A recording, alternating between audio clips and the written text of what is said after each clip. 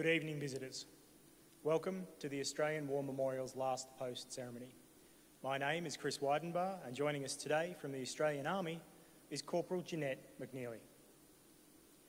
We warmly welcome the family of Pilot Officer Leslie Dean Anderson, whose story will be told shortly.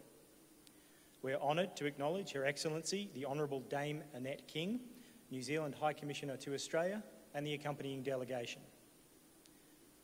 We welcome the veterans who have served, those that are still serving, and the families that love and support them. We acknowledge the members of RSL and Services Clubs Association, RSL Victoria and RSL Queensland who are watching the broadcast of this ceremony across Australia. During this evening's ceremony, wreaths will be laid at the base of the pool of reflection by family and by visitors to the memorial. I now ask all who are able to please stand and join in singing the National Anthem.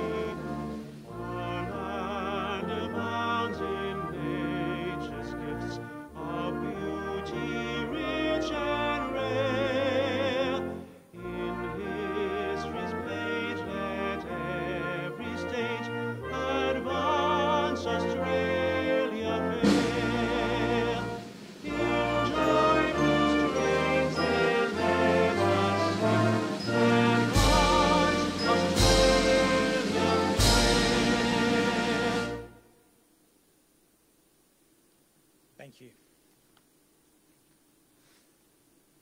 The Australian War Memorial was the vision of Charles Bean, Australia's first World War official historian. Bean landed with the Australian troops on Gallipoli and stayed with them at the front through to the end of the war. The idea of this National Memorial and Museum came to him at Pozières, France, in the depths of the bloody fighting of 1916. Bean's idea was that this would be a place where family and friends could mourn loved ones buried in faraway lands. It would also be a place that could help all Australians understand what these men and women had endured and what they had done for us. Bean's vision, to which we remain true, is best expressed as inscribed in the entrance to the memorial's galleries. Here is their spirit in the heart of the land they loved, and here we guard the record which they themselves made. Tonight, we will read the story behind just one of those on the Roll of Honour, which lists the names of more than 102,000 men and women who have given their lives for us in war and operations for more than a century. But first, we present a lament, Flowers of the Forest. Wreaths or floral tributes will now be laid at the base of the pool of reflection.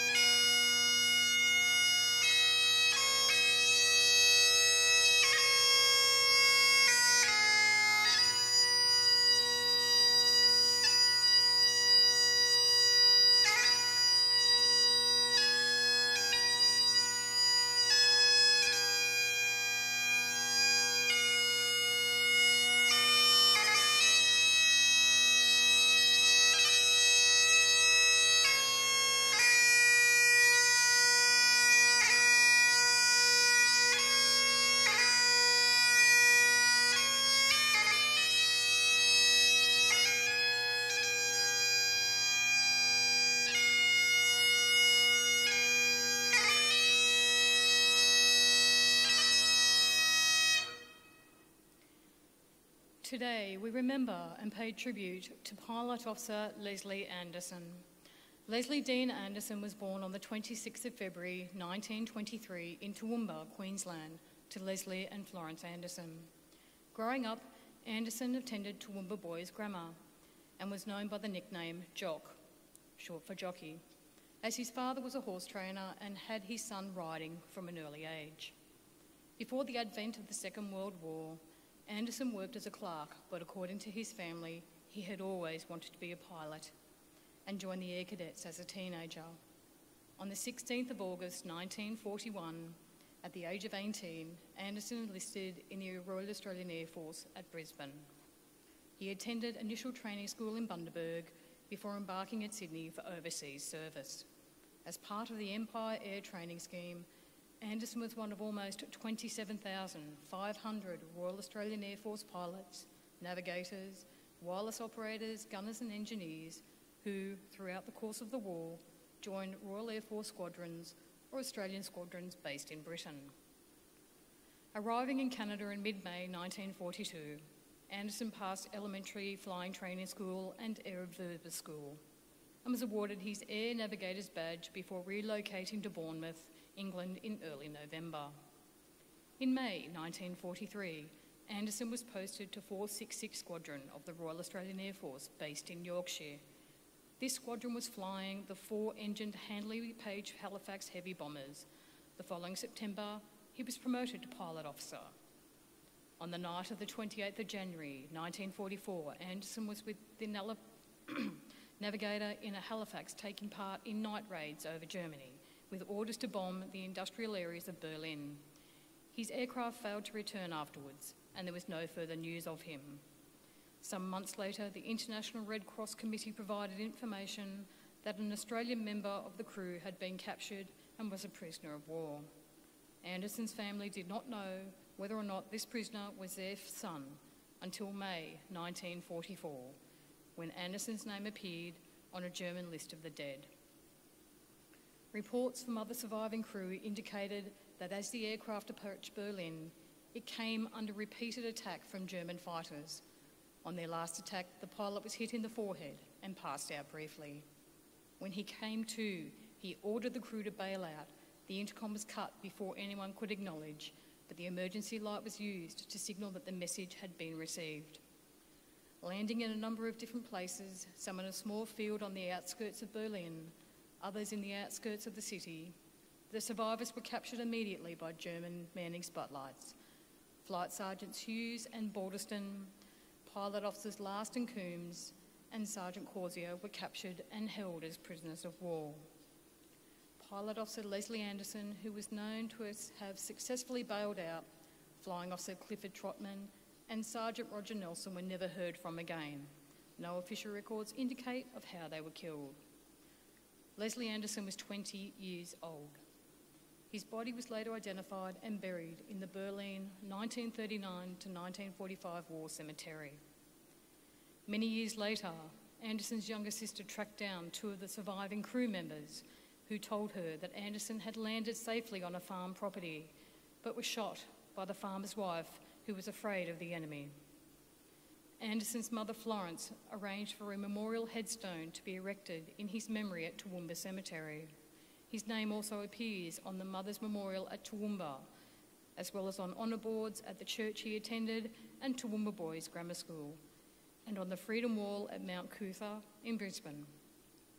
His name is also listed on the Roll of Honour on my left, amongst more than 40,000 Australians who died while serving in the Second World War.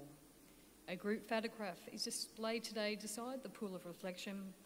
Leslie Anderson can be located second from the left. This is one of many stories of service and sacrifice told here at the Australian War Memorial.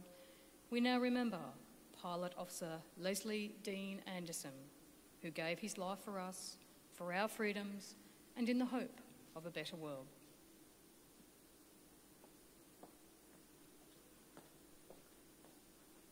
Please stand for the reading of the Ode and the sounding of the last post.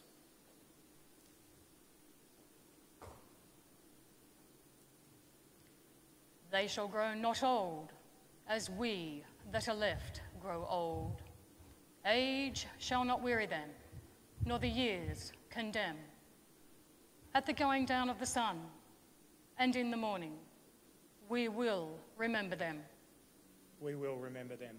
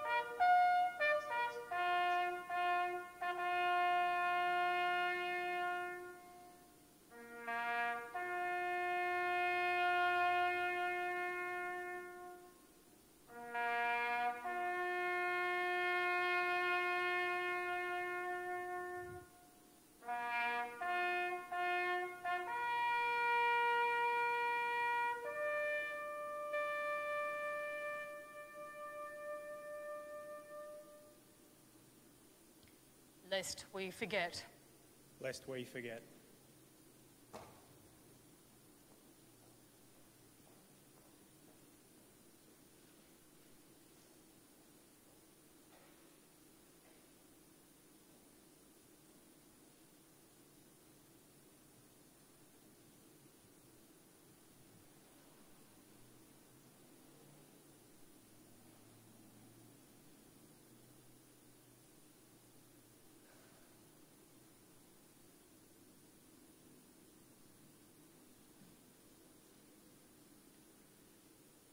We leave you this evening with the words of the memorial's founder, Charles Bean.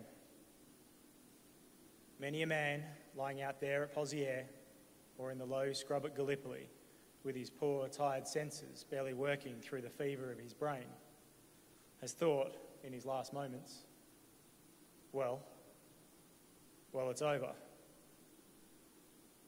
But in Australia, they will be proud of this. Ladies and gentlemen, girls and boys, that concludes the last post ceremony. We thank you for visiting the Australian War Memorial and wish you all a very good evening.